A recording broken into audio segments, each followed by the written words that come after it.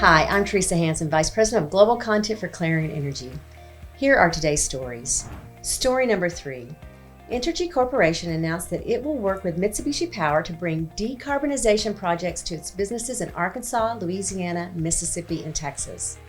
Together, Entergy and Mitsubishi Power will focus on developing hydrogen-capable gas turbine combined cycle facilities, as well as green hydrogen production, storage, and transportation.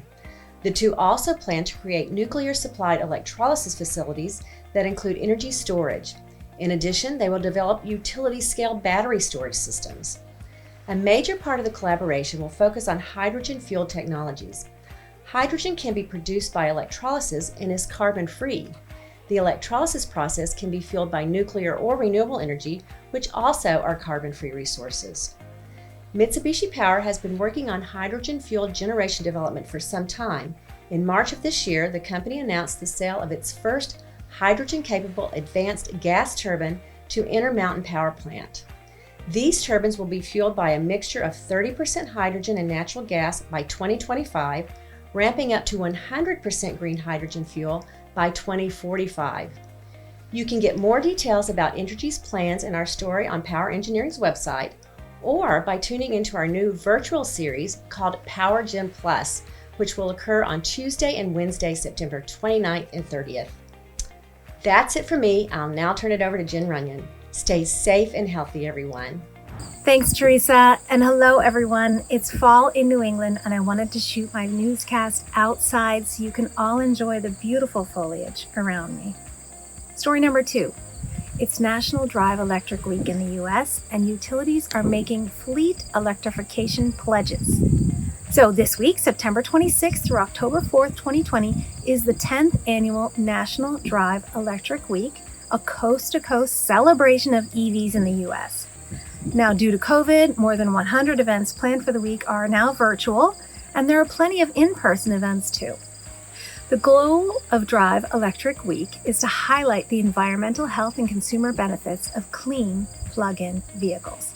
It's hosted by Plug-in America, Sierra Club, and Electric Auto Association. So in related news, several U.S. utilities are pledging to convert their transportation fleets to EVs in the near future.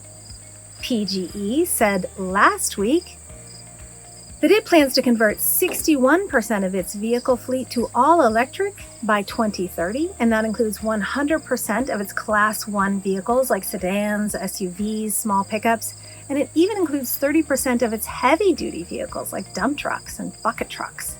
Public Service New Mexico, PNM, also announced a plan to electrify its vehicle fleet. That utility said that by 2025, 25% of all light-duty fleet purchases by PNM Resources, the parent company of PNM, will be electric, and by 2030, that number will grow to 50%. Story number 1. Well, if COVID-19 doesn't kill us, then climate change will.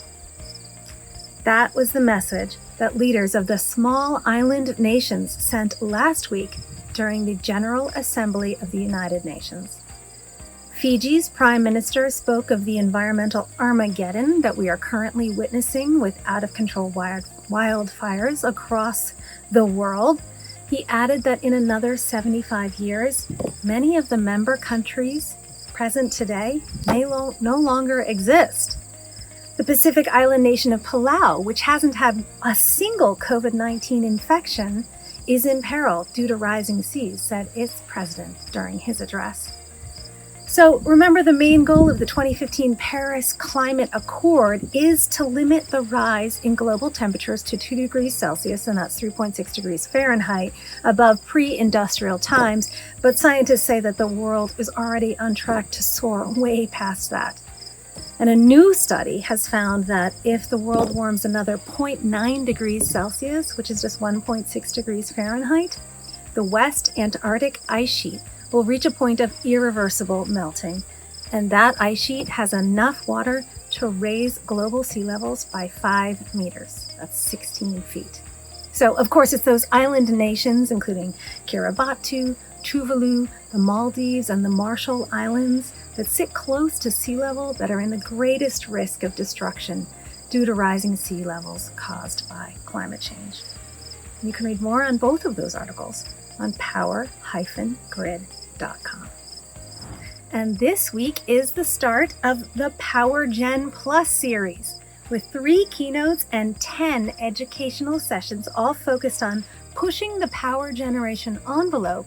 You really shouldn't miss this event, which kicks off tomorrow, Tuesday at 11 a.m. Eastern Time. And if you're seeing this newscast and that has already passed, never fear.